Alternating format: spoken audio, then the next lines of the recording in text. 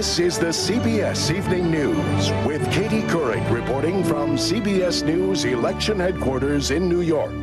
Good evening, everyone. It is election night, and voters all over the country are deciding who will control Congress for the next 2 years. And this election is shaping up largely as a referendum on President Bush. In the battle for the Senate, his party has lost 2 key seats. In Pennsylvania, CBS News estimates Republican incumbent Rick Santorum has been defeated by Democrat Bob Casey. And in Ohio, we project that Democrat Sherrod Brown has defeated the incumbent Republican Senator Mike DeWine. Meanwhile, in New Jersey, we estimate Democrat Bob Menendez will hold on to a hotly contested Senate seat, defeating Tom Kean Jr. The Republicans have been in charge of the Senate for most of the past 12 years. They now hold all those seats in red. The Democrats, the ones in blue. To change the balance of power, 4 more seats would have to move from the Republicans to the Democrats. Meanwhile, the Republicans have controlled the House for all of the past 12 years. The Democrats would need to pick up 14 more seats tonight to shift the balance of power to them. Now, polls are still open in the West. If they're open where you live and you haven't voted, please do so. Then, of course, come back to CBS and watch your vote count. We have a terrific team of correspondents here in our election headquarters and all across the country. And we begin tonight with the dean of our team, our chief Washington correspondent, Bob Schieffer. And Bob, in the Senate, it's all a numbers game right now, isn't it? It is a numbers game, and the magic number now for the Democrats, Katie, is 4. They need to hold on to the seats that they had beginning this night, plus the 2 that they have picked up, and then pick up 4 more to take control of the Senate. We think the closest races to keep an eye on at this point are still Virginia, Missouri, Montana, Tennessee, and Rhode Island. And here's what has to be worrying the White House at this hour. In Pennsylvania, as it was in Ohio, the independent vote went overwhelmingly for the Democrat. We're seeing that all across the country tonight. Independents are breaking heavily for the Democrats by a margin of 58 to 38. And the most striking finding of all tonight, Katie, the voters across the country are saying they consider national issues more important than local issues. That almost never happens. This is shaping up tonight as a referendum on the Bush administration. And getting back to those independents, Republicans have had a corner on that market for some time, right, Bob? That's right. And what is astounding, in our poll last week, we showed that half the independents said they were going to vote Democratic. That seems to be coming true. All right, Bob Schieffer. Bob, we'll talk again. And we want to take a closer look now at that battle for the Senate that appears to be shifting the Democrats' way. National political correspondent Gloria Borger is following the key Senate races tonight, including those Senate turnovers. Gloria? A big turnover tonight. Rick Santorum is the 3rd-ranking Republican in the Senate leadership, but tonight Pennsylvanians rejected him, finding the conservative to be out of step with this moderate Democratic state. He lost across the board with voters. Among Democrats and independents, women and men, blacks and whites, young and old, rich and poor. And this race was not decided at the last minute. In fact, 65% of voters made up their minds a month ago or more.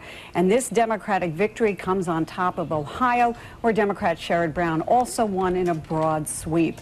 As Bob was saying, both Ohio and Pennsylvania were among the 10 battleground states, and of the 8 left, we're focused on those 3 important states that President Bush won in 2004 that Bob was talking about. Those, of course, are Virginia, Tennessee, and Missouri. Republicans believe that they need to win 2 out of 3 of these states to keep the Senate. And our exit polls, Katie, showed that the president's approval rating in these states have really dropped significantly. And Gloria, in my home state of Virginia, it is really, really tight between Senator George Allen, the incumbent Republican, and James Webb, his Democratic challenger, right? It is, Katie. Take a look at these numbers. You know, this race was supposed to be a cakewalk for George Allen, but as it turns out, he's having a very tough time of it. And one thing we're learning tonight in our exit polls is that despite some controversy over Webb's controversial writings about women, he actually appears to be getting the support of a majority of women in that state, and that's not good news for George Allen. And that's right, because in 1979, he wrote an article saying the Naval Academy was a horny woman's dream, and some people thought that that would come back to haunt him, but as you said, it apparently hasn't. Gloria, thank you so much. Meanwhile, this was President Bush's final campaign, his last midterm election, and no one is watching the returns tonight more closely than he is. From the White House tonight, here's Jim Axelrod. Jim?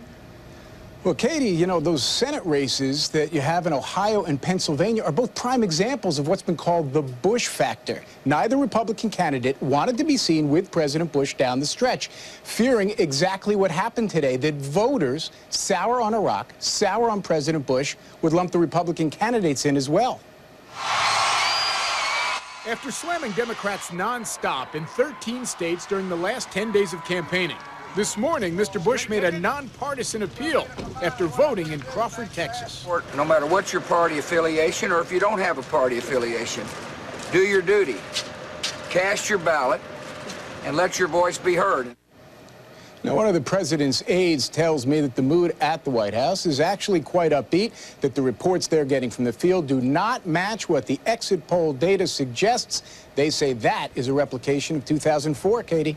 All right, Jim Axelrod, thanks so much. Meanwhile, the Democrats came into this election night confident of winning the House for the first time since the Republican takeover back in 1994. Capitol Hill correspondent Cheryl Atkinson is following those races tonight. Cheryl?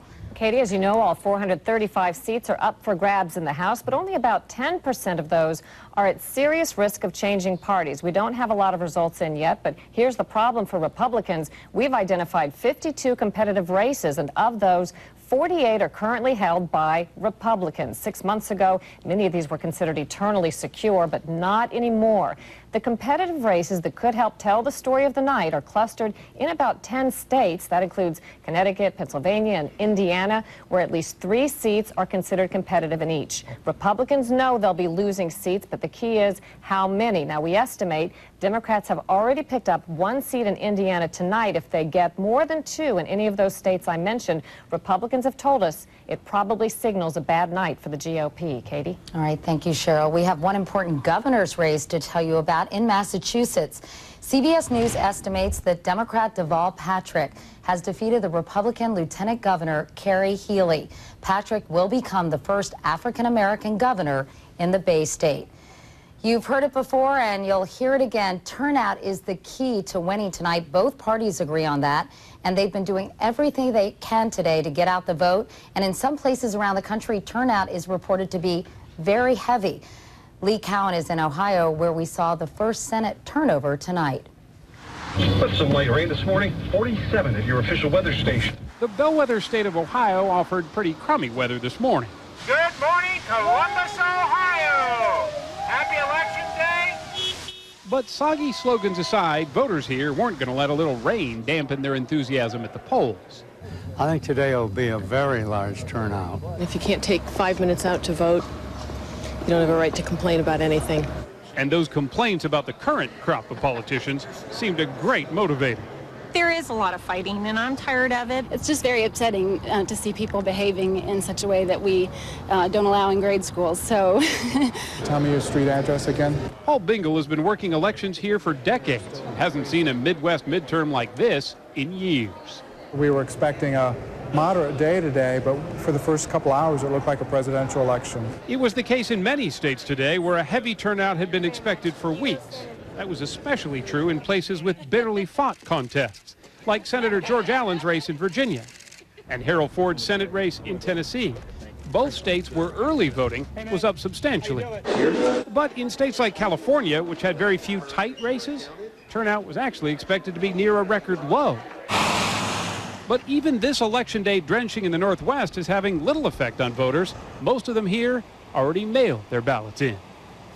Back here in Ohio, Katie, what's really extraordinary is, as Bob was saying, so many of the independents here really were leaning Democrat, and that's exactly what the Democrats were hoping for. They were very worried that the Republican get-out-the-vote effort would really do well. It has done well in the last 2 elections. But if you look at the Senate race here, where Democrat Sherrod Brown took away a seat from Republican Mike DeWine in the Senate, it appears that the Democrats were able to really get their voters out, especially targeting those swing voters that looks like they may have made the difference in this race. All right. Lee Cowan in Ohio for us tonight. Thank you, Lee. Take heavy voter turnout, brand new electronic voting machines, and inexperienced poll workers. And what do you have? Potential voting problems. 1/3 of all voters are casting their ballots electronically for the very first time.